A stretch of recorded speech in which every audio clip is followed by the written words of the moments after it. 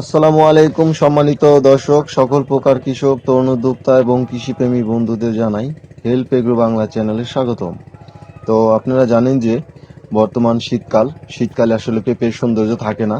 তারপরে দেখেন যে এই যে আমার গাছে যে পেঁপে ধরে আছে, মাশাআল্লাহ অনেক সুন্দর এবং খুব দেখতেও সেই চমৎকার, ঝকঝকে, চকচকে, এবং কোনো রকম আপনার একটা পেঁপেতে কোনো রকম দাগ পাবেন না। তা দেখেন একদম নিখুঁত। আর বেশিরভাগ এখানে আপনার গোল জাতের পেঁপে খুব কম, আপনার এই লম্বা লম্বা জাতের যে শাহী, এই শাহীটা বেশি। এবং এই পেঁপেটা আমার সবচেয়ে পছন্দের একটা পেঁপে, এই জন্যই এটা নিয়ে কাজ করি। এই পেঁপেটা মিষ্টি, পাকলে খুব মিষ্টি হয়, লম্বা জাতের পেঁপে, এবং ফ্লেশটা হলুদ।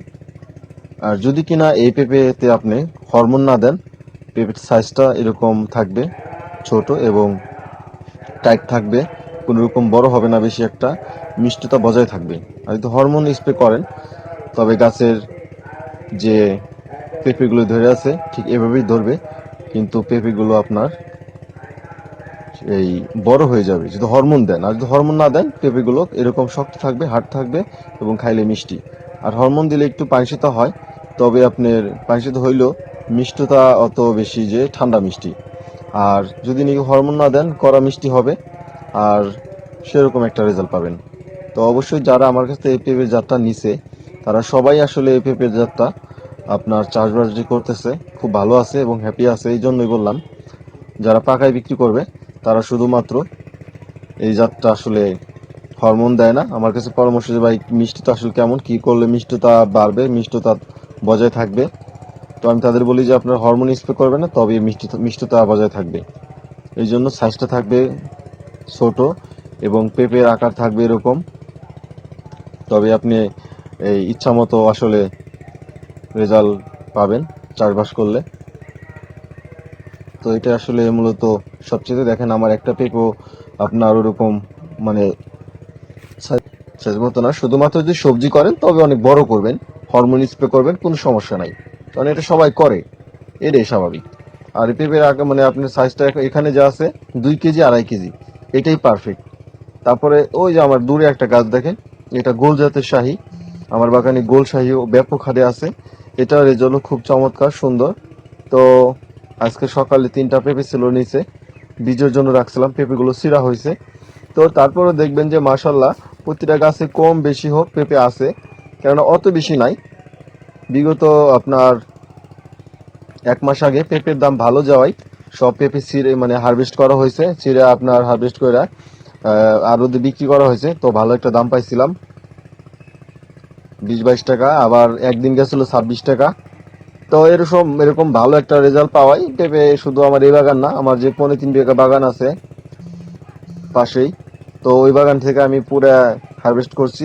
তো রেজাল্ট ভালো একটা দাম পাইছি। আর এই বাগানে আপনার কিছু রাইখে ছিঁড়ছিলাম 2-1টা, যেহেতু আপনার এটা আমার বাড়ির পাশে, তো বেসন পেঁপের জন্য আমার খুব এটা দরকার কাজেই। আর শীতকালে আসলে কোনো রকম গাছ সৌন্দর্য থাকে না, তারপরে মনে করেন যে যতটা সম্ভব যত্ন দিতে হবে, যাতে ভালো একটা আসলে রেজাল্ট থাকে, যদিও কিনা আসলে মানে ভালো একটা জাত। এই জন্য রেজাল্ট রাখার জন্য, ভালো রাখার জন্য, বীজ পাওয়ার জন্য বাড়ির কাছে রাখলে এটা চুরি হয় না। অনেক সব জায়গায় কম বেশি এরকম আছে যে ভালো বেসন একটা সংকট থাকে, চুরি হয়ে যায় বা অন্য কেউ নিয়ে যায়। এই জন্য পাহাড় টাহাড় দিয়ে আসলে রাখতে হয়। তারপরও যে মাসাল্লাহ, যে দেখবেন এরকম যদি প্রতিটা গাছে পেঁপে থাকে, বাগানে যদিও নাকি আপনার এরকম 100টা গাছ থাকে, 100টা গাছ থেকে রোজার মধ্যে আসলে 1 লক্ষ টাকা পেঁপে বেচা তার কোনো ঘটনা না। গাছ প্রতি আপনি 1000 টাকা, আমি সর্বনিম্ন হিসাব দিলাম।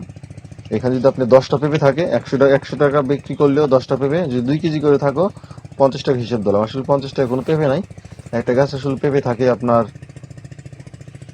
অনেক, 10টা না, 10টা পেঁপে যদি আপনি 2 কেজি করে 20 কেজি, 20 কেজি তাহলে হলো 1000 টাকা। তো 20 কেজি 20 কেজি তো না, আর বেশি থাকে। আমি কম হিসেবে সবসময় করি, যে সাজেশনটা দিলে আপনাদের উপকৃত হবেন। আপনারা দেখেন ওই যে বাগানে এক একটা গাছে, পুরানো যে বয়স্ক গাছে কতগুলো করে পেঁপে ধরে আছে। আর বয়স্ক গাছের পেঁপেগুলো সবচেয়ে মিষ্টতা হয় এবং শক্ত থাকে। কাজেই আপনার এই বয়স্ক গাছের পেঁপেগুলো এই মুহূর্তে যদিও কিনা আপনার দাম অতটা খারাপ না, সব রকমের সবজি পাল্লা দিয়ে দাম বাড়ছে, সেই হিসেবে পেঁপের দামটাও কিন্তু থামে নাই, পেঁপের দামও ভালো আছে। এই জন্য আপনারা তারপর যদি নাকি এখনো বিক্রি করেন ভালো একটা দাম পাবেন। যদি নাকি রাইখে দিতেছেন যে এই পেঁপেগুলো রোজার মাসে যদি পাকায় বিক্রি করা যায়, প্রত্যেক গাছ থেকে আপনি দেখেন এক এক সাইডে 5টা করে পেঁপে ধরেছে, তার অপর সাইডে আছে 5টা, তো 10টা পেঁপে আছে। 10টা পেঁপের মধ্যে সব তো পাকবে না, যেহেতু রোজার কাছাকাছি চলে আসে। আর যদিও নাকি আপনি 7-8টা করেও পাকেন, তারপরেও কিন্তু 600-700 টাকা পেঁপে গাছ প্রতি আসলে বিক্রি করতে পারবেন।